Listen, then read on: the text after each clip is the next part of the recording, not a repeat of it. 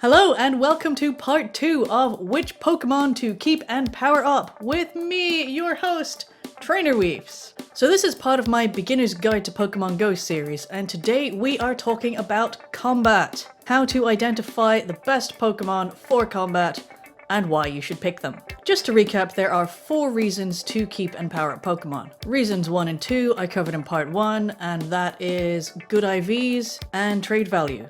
Reason 3 is to fight the Pokemon that other trainers leave in gyms, and reason 4 is to fight in raids. Those last 2 are basically combat, so in this video I'm going to talk about how to identify the best fighters.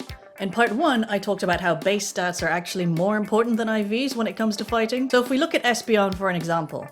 Espeon's base stats are attack is 261, defense is 194, and HP or stamina is 130. If we look at the best Espeon we can possibly get, which would have 100% IVs, we then get an attack of 276, a defense of 209, and HP stamina of 145. But, to take an extreme example, another psychic Pokemon you might find is Mewtwo. And Mewtwo's base stats are 300, 182, and 193. So, if you happen to get a Mewtwo, even if it's the worst Mewtwo you could possibly get, its attack is still going to be higher than Espeon's. But base stats aren't everything! When it comes to fighting, there is a bonus called Same Type Attack Bonus, and that gives you a 1.2 multiplier when attacking other Pokemon. Now, Same Type Attack Bonus means that the move it's attacking with is of the same type as the Pokemon itself. Let's take a look at Ho-Oh as an example. Ho-Oh has attack of 239, defense of 274, and HP stamina of 193. It's a fire and flying type, and it's a legendary. Looking at another fire legendary, we have Entei, who has attack of 235, which is less than Ho-Oh, defense of 176, significantly less than Ho-Oh, and HP stamina 230, which is more than Ho-Oh. But Ho-Oh doesn't have any fire type fast moves, which means it doesn't get same type attack bonus for those. And that means that the small advantage it has with its base attack stat over Entei isn't actually useful. Flareon isn't even a legendary, and it has a higher attack and gets same type attack bonus with fire moves.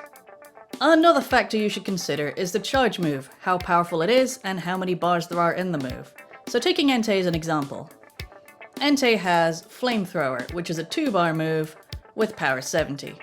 The bars indicate how long it takes for that move to charge, so if we compare that to Overheat, that's a 1-bar move, so it takes a lot longer to charge, which means it's going to be a lot slower to use in battle. With charge moves, you can't fire them off until the charge bar is full. So with a move like Overheat, where it's a 1-bar move, it's going to take a lot longer to charge, which means you're going to be able to fire it off less frequently. However, Flamethrower's power is 70, whereas Overheat's power is 160. So even though Overheat takes longer to fire off, it is actually more powerful in the long run. The third move Entei has is Fire Blast, which is, again, a 1-bar move, but the power is only 140. That puts it on par with 2 rounds of Flamethrower, but obviously you're going to have to wait longer, and your Entei might get knocked out before you can even fire it off. So you're better off using either Flamethrower or Overheat. And on top of all this, we have type effectiveness.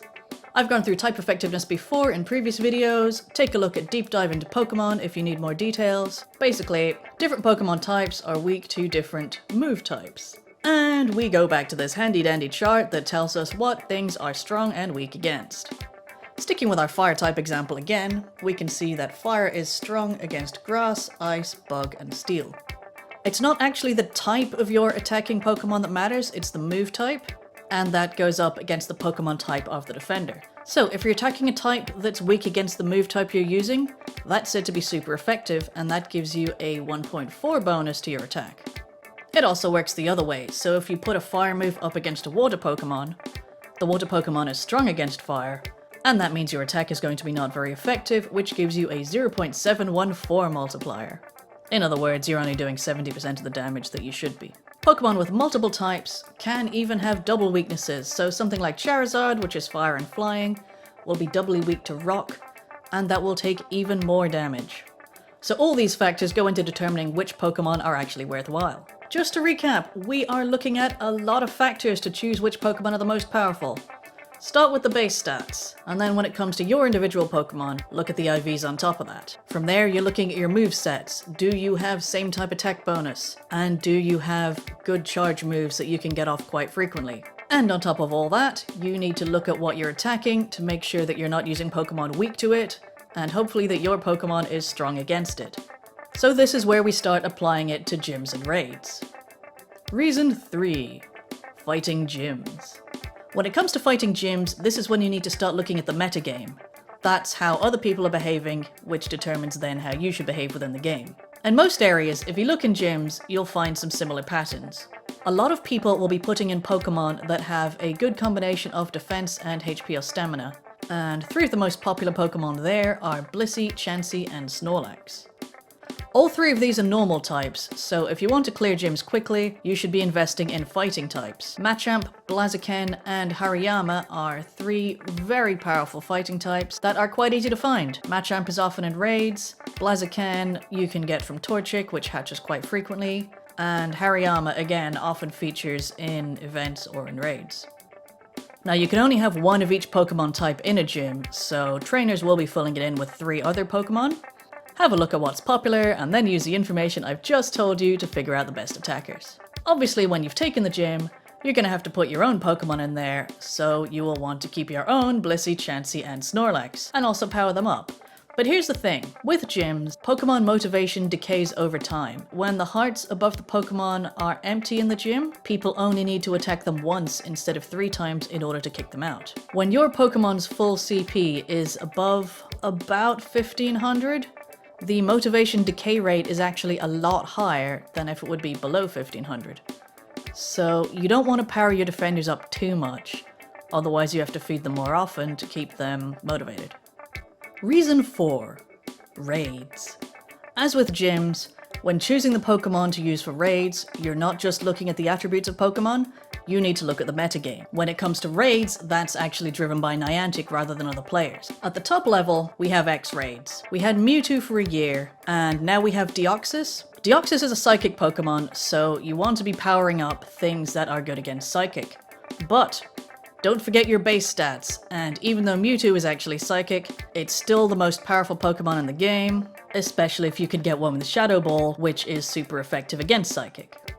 Next we have the Tier 5 raids. Now these Niantic changes approximately once a month. We're coming into Gen 4 now, and a lot of those legendaries are Psychic, so again, keep your types that are good against Psychic. For those, you're looking for Bug, Ghost, and Dark. Tyranitar is an amazing Dark-type Pokemon, and that's often in raids. In order to take down Tyranitar, you want fighting types, and that is where we are back to Blaziken, Machamp, and Hariyama.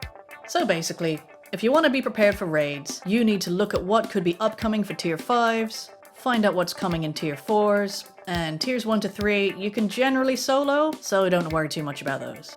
Or you could just look at this handy-dandy graphic that GamePress have produced showing the top-tier defenders and attackers in Pokémon Go. In order to hold gyms, you want Blissey, or Chansey, or Snorlax, or Milotic. If you need to, go with Dragonite, Slaking, Steelix, Donphan, Lapras, and also these other ones on the list.